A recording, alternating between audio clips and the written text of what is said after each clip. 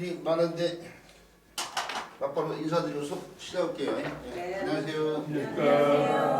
예. 오늘 또요. 어김없이 수업에 임해주셔서 고맙다는 말씀드리고요.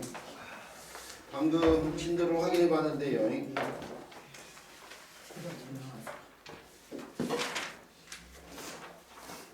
우리 교재의 22페이지요. 학습 목표로 355번째 그림의 자요. 맞죠? 네.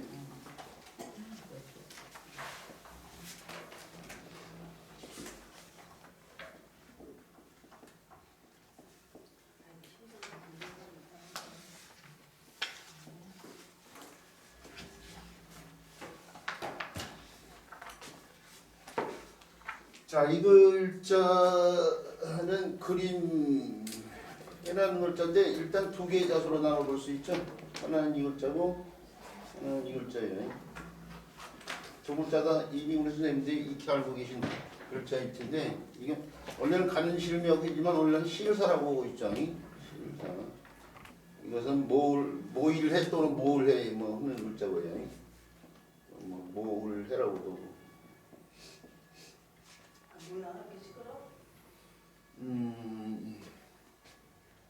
자, 이 탈해진 형태의 여러 실가닥이 있었을 텐데 문자가 되어서 두 개의 탈해로만 나타나고 실가닥도 세 개로만 표현해서 그걸 정형화시킨 글자라는 걸 이미 알고 계실 거이고요.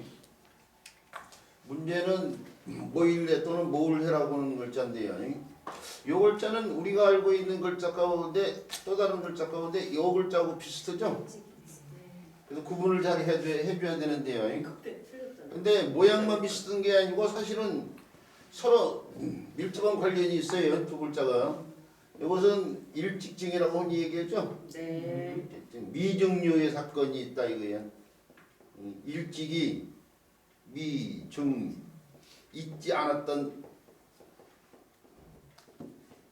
미증류의 사건 그러면은 일직이 있지 아니했다. 그렇게 되죠. 일찍이 이전에는 없었던 사건이다 이거죠. 최초로 생긴 사건이죠. 그럴 때 일찍이죠. 자, 그런데 이게 본래는 일찍이 아니에요. 본래 뜻은. 그렇죠. 시루예요. 시루. 본래 뜻이 시루예요. 시루.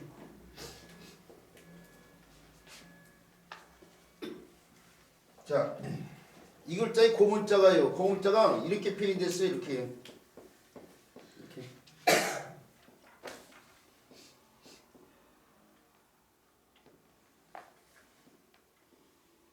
받전자 형태다가 이게 양쪽에 두 선이 이게 시루의 밑바닥 부분이고 시루의 옆면이라고 생각하시면 돼요. 거기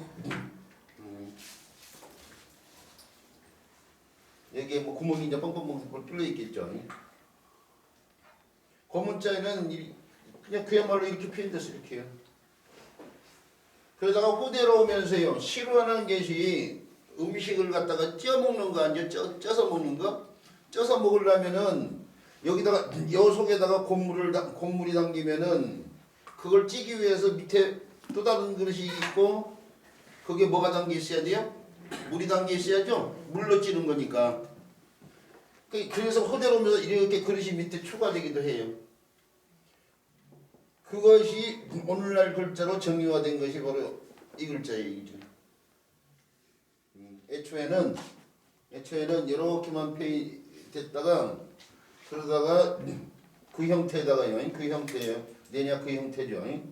그 형태에다가 밑에 그릇 형태가 하나 더 추가되고 그것이 정형화돼서 이루어진 글자가 오늘날의 글자가 되는데 그런데 시루가 밑에 또 다른 그릇과 위에 시루가 두 개가 겹쳐져 있잖아요. 그래서 이게 겹치다 그런 뜻이 있고요. 겹치는데 시간적으로 앞선 시간 관련돼서 일찍이라는 뜻이 거기서 나왔다 이거예요.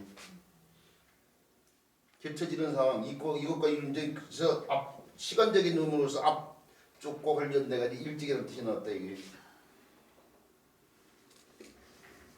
그래서 오늘날 이걸 일찍증이라고 하는 순간 나는 내 시루인 나는 좀 더 분명히 써야겠는데 해서 시를 나타내는 글자는 다시 그렇죠. 무슨 자를 붙인다고요?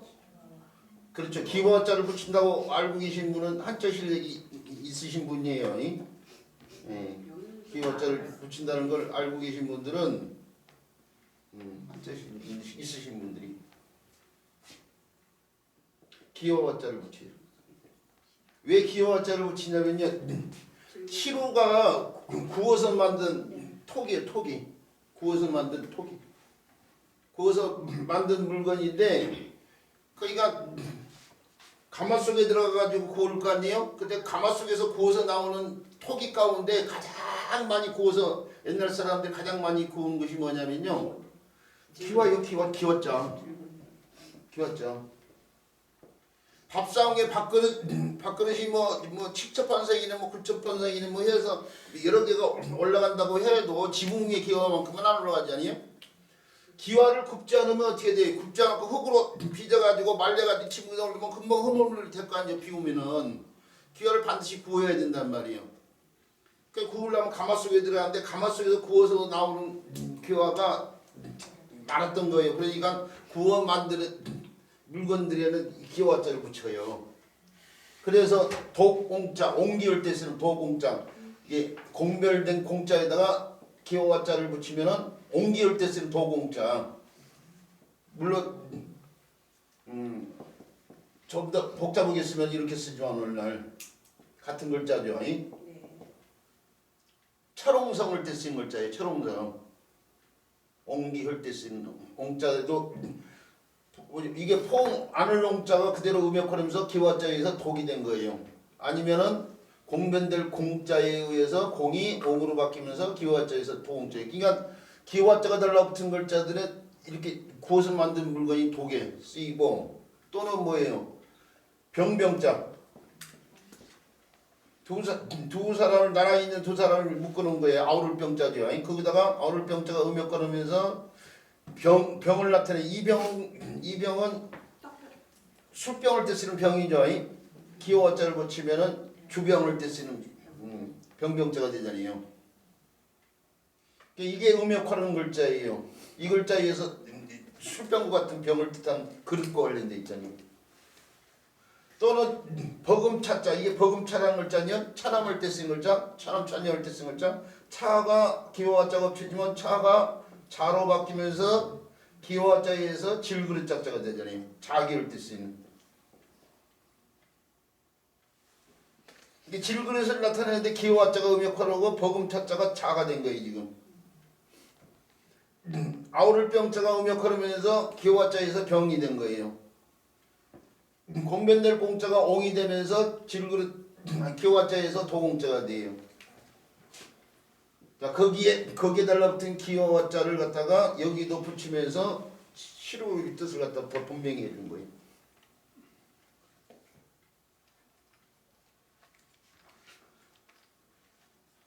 자, 그래서요 오늘날 일찍증자는 기와자로 분화돼 나왔어요. 이 시루종자가 분화돼 가지고 새롭게 이렇게 쓰이고 시루 나타낸 글자가 이거 일찍으로 쓰이는데 그런데 그 글자의 형태예요. 그 글자가 형태가 예전에 이렇게 금문에 이렇게 쓰여 있는데 그 형태에서요. 그 형태에서 요거 시루의 옆면의 형태가 생략되면서 뚜껑이 이렇게 하나 달라붙고요. 덮개 뚜껑이 달라붙고 그 다음에 그 밑에 있는 그릇 속에 물이 차 있음을 점으로 표현했어요. 거기서 나온 글자가 바로 모이래자예요. 모이래자. 이게 모이래자도 고문자에 보면 이렇게 표현됐어요. 이렇게 이런 식으로 표현했는데 이 형태 그것이 오늘날 이렇게 바뀐 거예요. 금문에는 모이래자 이렇게 표현했어요. 이렇게도요. 이렇게 표현했어요. 시루의 손잡이가 이렇게 점들이 이렇게 시루의 손잡이들이 이렇게 이런 식으로 이 시루의 시루 손잡이까지 표현되어 있으니까 점점 이런 곡물이 담겨 있는 거예요. 이런 형태. 그런데 이 형태보다 이 형태가 오늘날 이걸 더 정의가 된 거죠. 자, 그런데 뜻은 시루라는 것이 다른 밑에요. 그릇과 덮개로 합쳐져 가지고 그 곡물을 갖다가요 찌는 상황이기 때문에 여러 그릇이 모여 있는 상황 관련되기 때문에 모이다 모으다 그렇지. 이해가 가죠? 그 교수님 그 모일 해자하고 치유정자 글자 쓸 때 말이죠. 네. 모일 해자는 사람인처럼 쓰고 일식정자는 얘들 팔처럼 써야 되는. 그 이제 옛날 사람들이 이제 약속이겠죠. 문자라는 것이 꼭 의도된 방향으로 이루어지지 않으니까. 그 좋은 얘기하셨는데 이건 이렇게 모아서 쓰고요. 이렇게요. 모아서 쓰고 이제 오랜 기간에 위해서 많은 사람들이 쓰이면서 이제 약속이 생기면서 자연스럽게 핵이 이제 그렇게 정리된 거이죠. 근데 이거 지금 잠깐만요. 제가 지금 잘못 판단했어요. 요것은 덮개 부분이고요. 요것은 덮개 부분이고 요것은 요 부위예요. 지금 요 부위. 옆면 부위. 어떤 거요? 그러니까 지금 선생님이 얘기를 하는 걸 순간적으로 제가 잘못 판단했는데 같은 형태가 아니야. 요것은 덮개가 맞고 그러니까 합합자 이런 글자들이 사실은 이것도 그릇과 관련되어 있는 글자 아니야. 그래서 뚜껑 여기도 그래서 뚜껑이야. 반면에 일직정자 아까면서 얘기할 때 이렇게 처음에 이렇게 표현하다가 나중에 밑에 그릇이 하나 더 추가됐다고 했잖아요. 근데 이렇게 추가할 때 이것은 시루의 옆면 밑면이고 이건 옆면이라고 했잖아요. 이걸 수증기가 발산되는 것으로 설명한 사람들이 제가 봤을 때는 수증기가 아니야. 근데 요 형태가 됐다고 봐야죠. 처음에 교수님도 수증기라고 했어요. 아니야. 안 했어요? 네. 옛날에는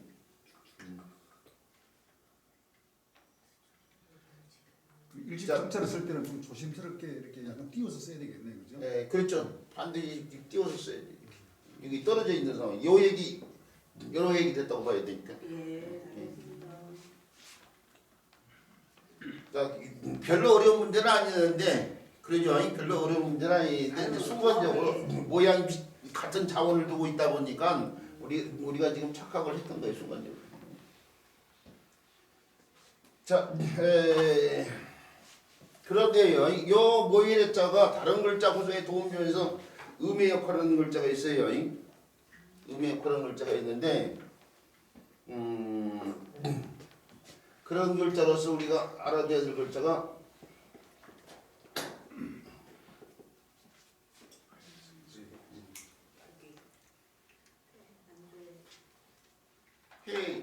해자가 있고요.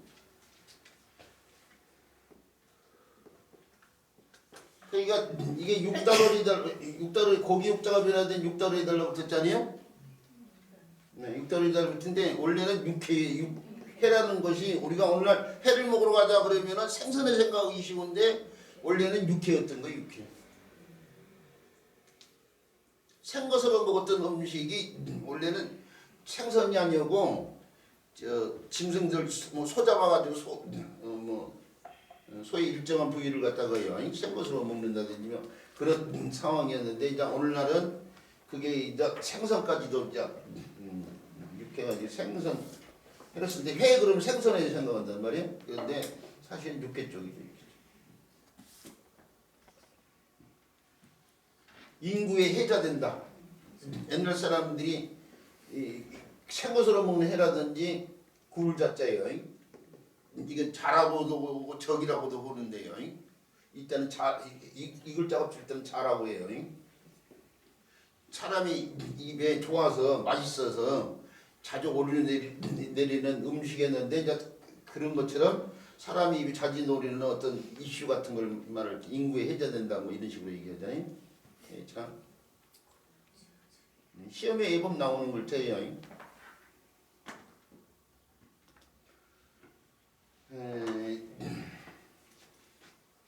그 다음에 교활할 해자가 있네요. 이게 신문 같은데 사설 같은데 보면은 이 정치인들 가운데요 뭐 수단 같은 거 방법을 그래갖고 그런 정치인들 간혹 가다 있잖아요. 그런 정치인을 지칭할 땐 노회한 정치인 그런단 말이에요. 노회한 정치. 노회하다는 말이 글 쓰는 사람들이 예법 쓰는 말이에요, 사실은. 그냥 내 머릿속에 없는 말이면 조금 생소하게 들리겠지만은 이제 알고 있으면 자주 모르면 귀에 안 들어와. 알아야 그 말이 귀에 들어오거든요. 노예하다 할 때 쓰는 교활할 했자인데 회는 회인데 개견자가 변화된 개사순노병이 달라붙었죠. 네. 개가 사람한테 뭐 가까이 하는 것처럼요. 사람이 사람한테 그 짓을 한다 이거예요. 그러면 이제 교활해 보인다 이거죠. 뭐 어떤 이득을 얻기 위해서 가까이 하는 상황인 거면 특히나 더 그러겠죠. 그래서 교활을 했죠. 개처럼 행동한다 이거예요. 개가 충성을 하기 위해서 사람한테 그러지만은 사람이 개 같은 짓을 하면 안 되잖아요. 개는 개고 사람은 사람이니까. 요새 정치에 떠드는 아주 이상한 유일한 사람. 우리 주변에 노예한 정치인들 많아요. 네. 많아요. 누구라고 얘기할 수는 없지만. 그렇죠, 할 수 없죠. 옛날에 돌아가신 노회찬 의원이 이름이 비슷해가지고 오해를 항상 많이 노회하는 그분이 왜 생각나요. 노회찬 그분 아 그분하고는 이게 이미지가 네, 워낙 다른데 다르죠. 얼마나 이름이 석자 중에 부자가 노회니까. 아 그분을 저 청비는 분으로 본다고 치면은 이 말과 전혀 연결이 안 될 텐데 우리 선생님은 어찌 그렇게 혼자만 연결되시는데? 그렇게 생각하고 있어요. 아니 사람의 생각이라니까 다르니까. 이름이 노회찬이니까 노회가 그래요. 예, 사람 생각이라니까 다르니까. 그 다음에 이렇게 해가지고 이렇게 쓰이는 글자도 뭐 이게 어휘로서 쓰이고 있는 글자는 아닌데요. 이걸 갖다가 참 뭐라고 해야 되는지 왜 그러냐면 저희 선친께서 이 글자를 이름자로 썼는데 아 그래요? 얘기할 때마다 이걸 뭐라고 해야 될지 고민을 많이 했거든요. 그 양반이 원래는 이 이름자가 이 글자를 안 썼는데 같은 이름을 쓰신 분이 있어가지고 이름을 바꿔야 될 상황에서 나무 아래에 모이는다는 의미가 좋다고 해서 파자를 했던 거죠. 그러니까 나무 아래 여러 사람이 모인다는 의미가 좋다고 생각해서 이 글자를 적었다는 얘기를 사가생전에 지나가는 말씀으로 있더라고요. 그래서 근데 이건 노송나무회라고도 해요. 노송나무회라고도 하고 전나무회라고도 하고 뭐 편백나무회라고도 하고 회화나무. 혀나무 해자는 혀나무는 괴자로 쓰고요.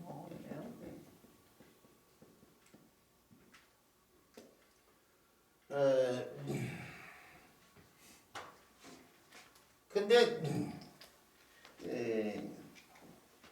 일본에서 이걸 편백나무로 볼 때 편백이라고 하고 노송나무는 사실은 있죠. 정확한 나무 명칭이 아니고 이 전나무나 편나무나 향나무를 통칭하는 말이에요. 아 그래요? 늙은 소나무처럼 보인다고 해서 노송이 이런 전나무, 편백나무, 향나무 이런 것들을 통칭하는 말들이. 그러니까 우리가 알고 있는 요 글자가 사람들이 잣나무백이라고 하는 사람들이 많지만 사실 이게 측백나무를 뜻하기도 하거든요. 측백나무? 이걸 잣나무백이라고 하는 사람들이 굉장히 많은데 중국에서는 이걸 측백나무라고 불러요. 측백나무.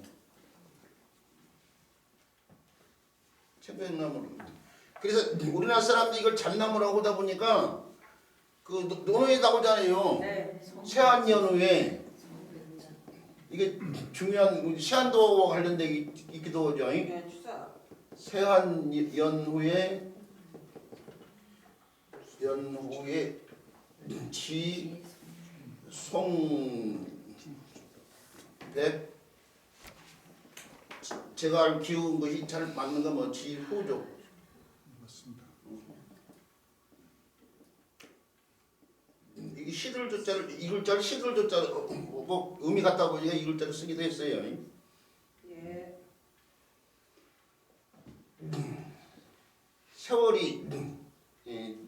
세월이 추워진 연후에 알게 된다 이거죠. 소나무하고 잣나무라고 옛날 사람들이 이걸 소리를 많이 했거든요. 근데 잣나무가 아니고 측백나무죠.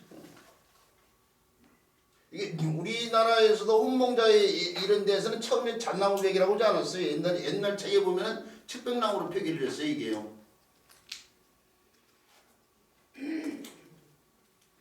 근데 논어 이 문장에서 논어를 풀게 계신 분들이 이걸 잣나무로 풀게 계신 분들이 많은데 사실은 측백나무도 표현돼. 그래서 이걸 갖다가 잣나무, 측백나무 이거 동시에 이런 걸 뜻하기 때문에 뭐예요 뭐 그래서 이걸 갖다 그냥 나무 이름백 이런 식으로 표기가 더 온당한 상황이 됐죠. 옛날에는 식물이나 동물들을 학문적으로 이게 체계를 세워가지고 구분하지 않았던 시대란 말이에요. 이게 나무가 비슷하면 같은 글자를 갖다 써버렸어요. 그러니까 좀 거기에 연결돼 있는 그런. 그렇죠. 거가 그런 상황이야.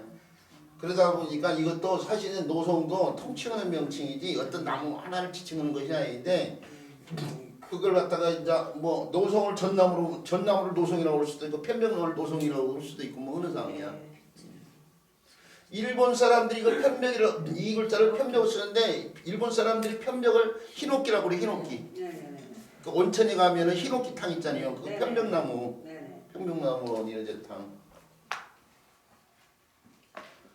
하여튼 뭐 알아두세요. 나쁠 것이 없어서 이것까지 설명해봤는데 여기서 하나 더 실효정자에서 하나 더 설명하고 넘어가야 될 것이 있는데 이게 모의래자고 지금 걸려있다고 하는데 문자가 문화를 담고 있는데요. 오늘날 저도 아침에 뭐 남자와 여자 구분이 없는 시대니까요. 아침에 뭐 한 6시 정도 일어나가지고 밥 온다고 해요. 밥이 없어가지고 밥을 했는데 압력수로 되어 있거든요. 압력수이 뭘로 이루어져 있어요? 세부치로 이루어졌잖아요. 압력수? 그냥 뭐 가마솥에다 넣을 수도 있고 밥을 하는데 오늘날 사람들이 밥을 하는데 주로 세부치에다가 곡물 담아가지고 물 담아서 이렇게 밥을 하잖아요.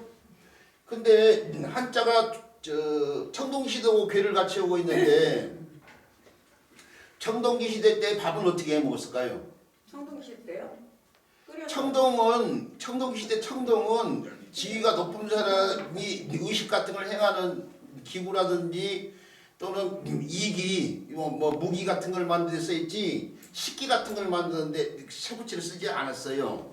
이게 그러니까 청동시대 때는 어떻게 됐냐면 토기를 썼어요. 그렇지. 토기 질그릇을 썼어요. 그럼 시루에다 쪘나 보죠. 자, 그렇죠. 토기를 썼는데 토기에다가 곡물을 담아가지고 음식을 하면은 어떤 문제가 생기냐? 이거 밥을 푸고 나면은 이 토기 벽면에 달라붙어. 그렇죠. 곡물이 삶아지면은 찰기가 생겨가지고 달라붙어서 떨어지지가 않아. 그러면 떼려고 하다 보면 토기 자체가 흙덩이 자체가 같이 떨어질 수도 있고 그러다 깨질 수도 있고 또 이게 여름에는 있죠. 눈에 안 보이는 음식들이 찌꺼기가 남아가지고 곰팡이가 슬어가지고 있죠. 문제가 생기기도 하고 그래요. 토기로서 분명히 음식을 만들어 먹었는데 그 토기를 직접적으로 물을 담아서 삶아 먹지를 않았어요.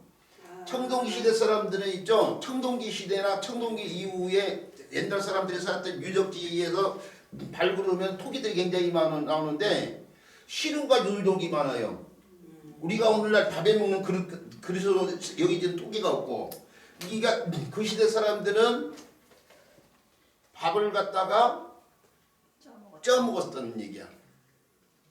세부치를 이용해서 음식을 해먹을 때 이제 물을 담아가지고 밥을 해먹었지 토기를 이용했던 사람들은 토기로 음식을 만들어 먹었던 사람들은 음식을 쪄 먹었지 뭐라고 해야 돼? 물에다 집어가지고 이렇게 밖으로 끓여 그렇지 끓여 먹지 않았다 이거야.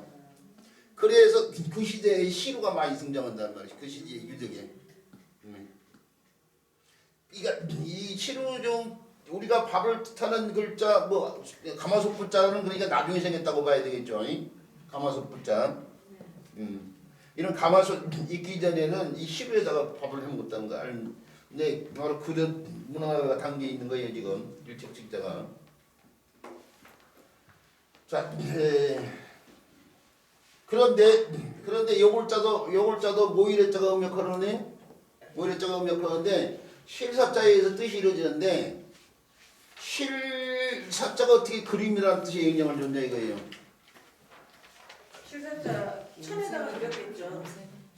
실로 짠 옷감. 실로 짠 옷감에다가 직접 그림을 그리는 것이 아니야 사실은. 이 그림은. 자, 이거 우리 책에 보면은요, 우리 교재에 보면요, 이 설문에 적혀 있는 걸 한번 설문에다 한번 볼까요? 해자는 설문에 다섯의 채색한 시를 모아 수놓은 것이다 그렇게 돼 있잖아요. 수를 넣은 것이다. 그러니까 염색한 실을 갖다가요, 명주실, 실을 누에꼬치에서 실을 뽑아가지고 그 실을 갖다가 염색을 해.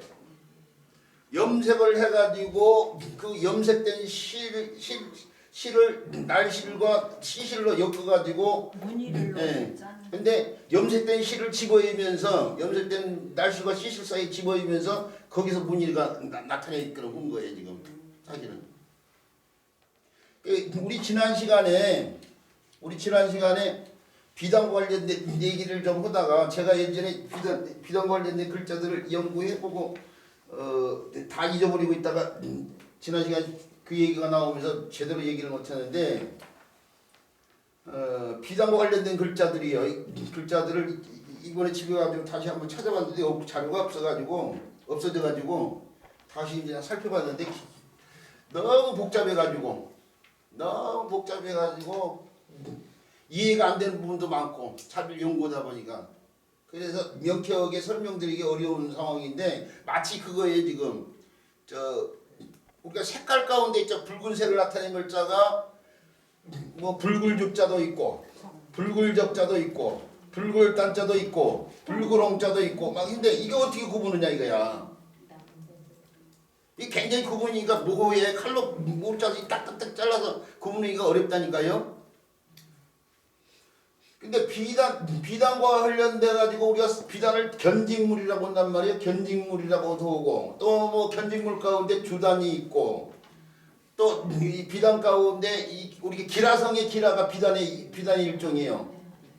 기라성. 또는 저 북한 평양에 가면 대동강에 능라도가 있는데 능라도의 능라도 비단의 일종이야. 여기에 또는 뭐 금이환양의 금이환양이라는 말에 금도 비단이고 여기에 쓰이는 견자가 바로 비단견자 이게 비단견자.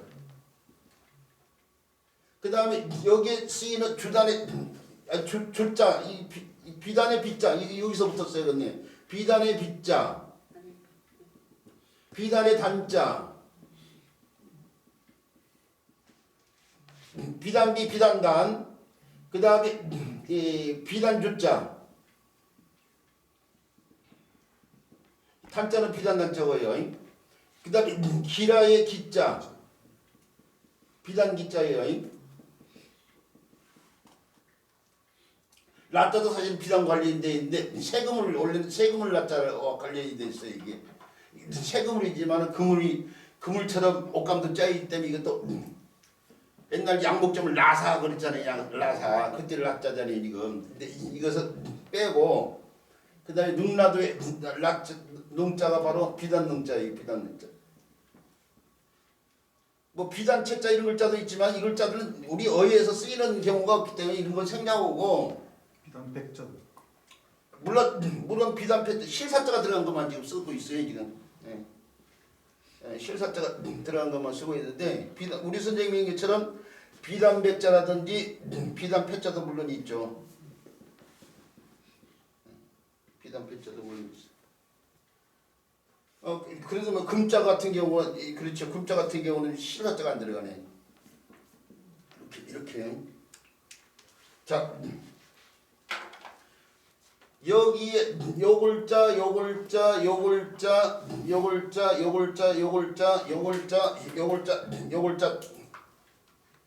를 놓고 지금 설명을 해보는데 요 비자는 붉은 빛의 비단을 나타낸 글자예요. 붉은 빛의 글자가 비단을 따는 글자가 어떤 색깔을 지냐에 따라서 구분도 많이 되고 그러니까 이 글자 같은 경우는 바탕소라고 하는데 흰 비단을 나타내는 거예요. 이거 사실은 흰 비단을 뜻하기도 해요. 여기서 실사자가 달라붙는데 흰 비단. 이거 실속으로인데 시다라는 뜻만 있는 게 흰 비단이라는 뜻도 있어 이게. 이게 소복을 입었다 그러면 흰 비단에 뭐 옛날 뭐 명문가에서 누군가 죽으면은 흰 비단으로 된 옷을 소복으로 입었나 어쩐나 하여튼 그때는 그냥 희다라는 뜻으로만 쓰였겠다. 비단이라는 의미는 없고 죽었는데 비단의 의미는 없고 그때는 그냥 희다라는 의미는 흰 옷일 뿐이고 죄송합니다. 참 이것도 잘못 판단했네요 제가.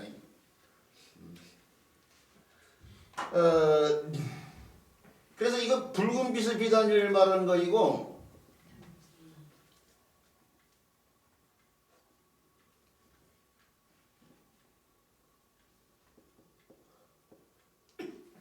요 글자가 다양한 색깔과 다양한 무늬가 들어가 있는 비단을 말해요. 다양한 색깔과 다양한 무늬가 들어가 있는 두꺼운 천의 비단을 말해요. 우리가 비단 우리 지금 선생님 한 분이 우리 저 단톡톡에다가 예예예 뭐 자료를 좀 올려주셔야 되는데 거기에 보니까 비단을 갖다가 필단에서 나왔다 이렇게요. 필단에서 이렇게 쓰다가 나중에 뭐 이렇게도 쓴다 뭐 그렇게 돼 있는 것 같은데 그러면서 왜 필자로 썼냐 뭐 한 필 두 필로 해서 뭐 끊어 이게 조각단은 끊다는 뭐 뜻이 있다고 한 필 두 필로 뭐 끊는다 그런 뜻도 있고 또 다른 쟤네는 말 한 필 정도고 바뀔 수 있는 비단 한 필이 말 한 필 정도로 바뀔 수 있을 정도 가치가 있다고 해서 뭐 필자를 썼다 그런 게 있고 요 필자를 이렇게 쓰는 사람도 있다. 이렇게 써서 거기서 말하는 한 필이 40마죠? 아 그것까지는 몰라 또. 그것까지는 모르는데 왜 그러냐면은 우리 선생님이 한 필이 40마 그렇게 얘기하는데 그것도 시대마다 다르고 옷가마다 또 다르고 뭐 그럴 거예요 아마. 그래서 명쾌히 40이라고 이렇게 해요. 여기가 좀 그렇고 지금 필단을 이렇게도 쓴다고 했는데 요것은 발소자잖아요 원래 발소자. 그러죠? 근데 오늘날 이걸 사람들이 짝필로 더 많이 알고 계신 분들이 많거든요. 이 글자가 짝필이지 이 글자가 짝필이 아닌데 이걸 발소자라는 글자인데 이걸 짝필로 아는 사람들이 많은데 왜 그렇게 됐냐면 이게 초설체로 쓰면은 거의 비슷하다 보니까 서로 통용을 해서 그렇지 엄연히 다른 글자야. 초설체로 썼을 때 서로 비슷해서 서로 통용을 했기 때문에 후대에 통용을 했기 때문에 이걸 짝필로 봤는데 사실은 엄연히 다른 글자라고 해요. 그리고 이 단자를 갖다가 비단 단자로 바꿔서 이렇게도 쓴다고 했는데 중국 비단하면 중국을 일단 새겨야 되니까요. 중국에서 뭐 실크를 통해서 서양에도 알려주고 우리나라도 알려졌다고 봐야죠. 그래서 우리나라를 통해서 배치 때 뭐 일본까지도 알려주고 중국에서는 이렇게 표기하지가 않아요. 비단 이렇게 표기한 용례가 없어.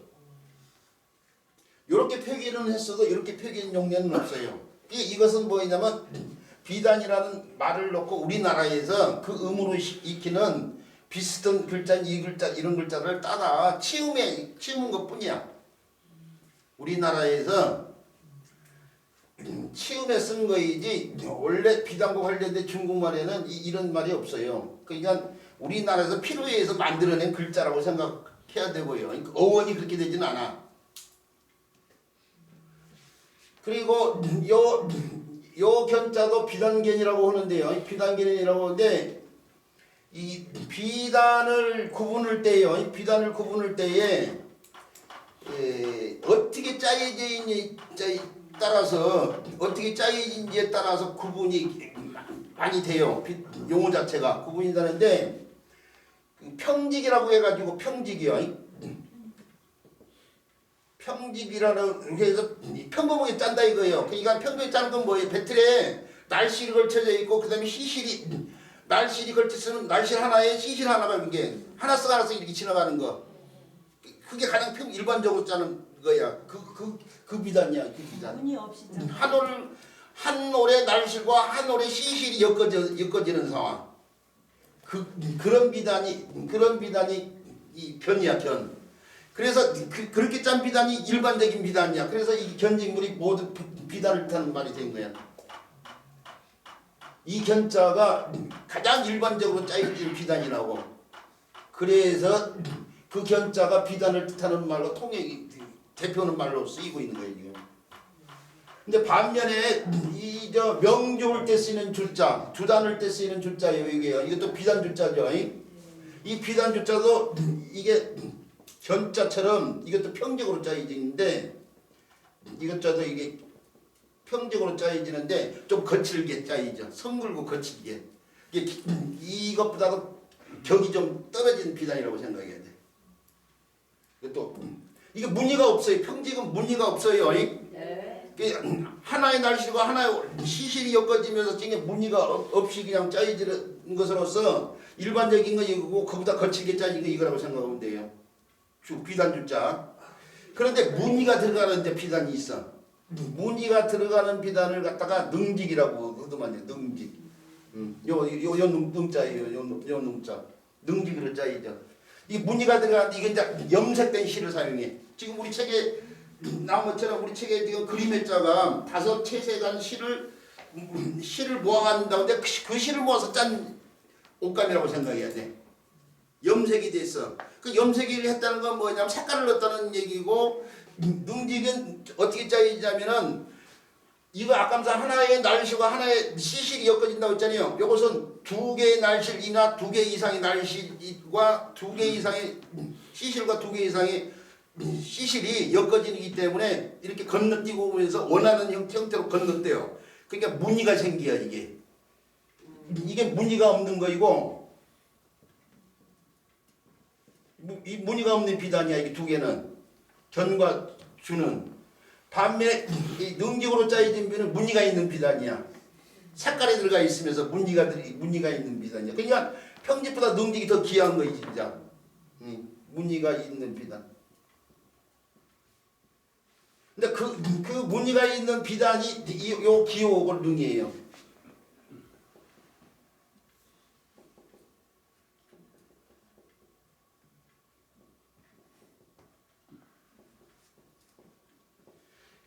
그런데 기는 무늬가 들어가 있는데 불규칙하게 들어가 있어. 무늬가 불규칙한 무늬가 있어요.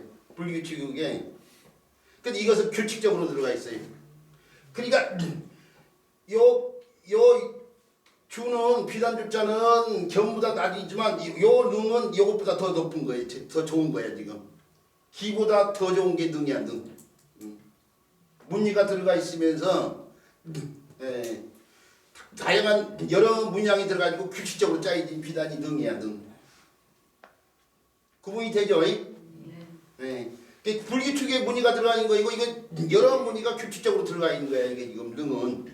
비단능. 비단견, 비단주, 비단기, 비단능이 그렇게 구분이 돼요.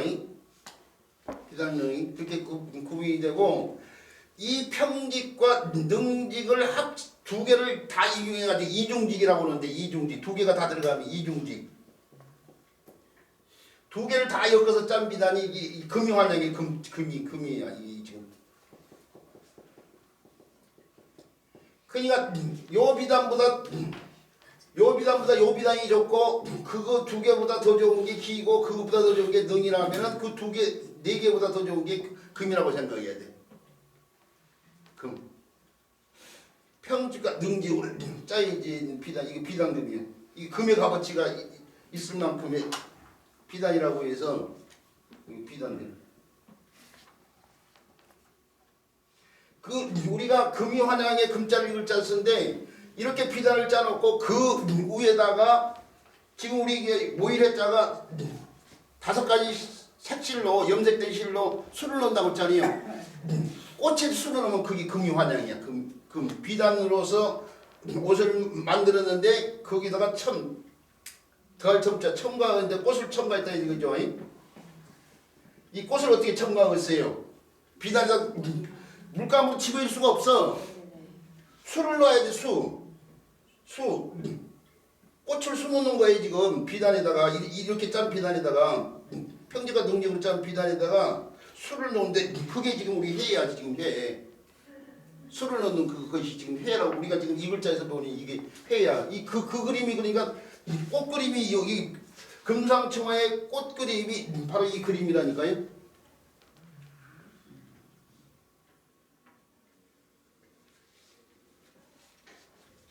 자, 해자가 그러니까 평집과 능직으로 짜여진 금이라는 비단에 수 같은 걸 넣는 걸 갖다 표현해 드린 거예요.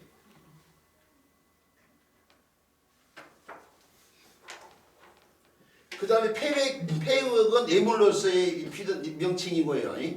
비단 패자예요. 일반적인 명칭으로 생각하세요.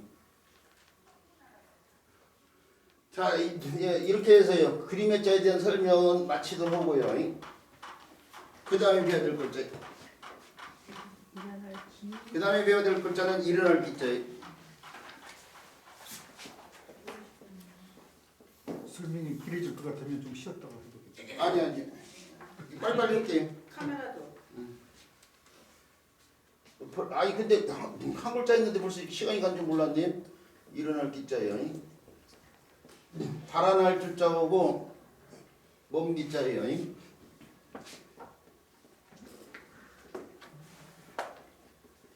달아날 줄자 몸 기자. 좀 설명이 길어야 되나? 어쩔 수 없네. 여기서 끊는 게 낫겠네. 그러면.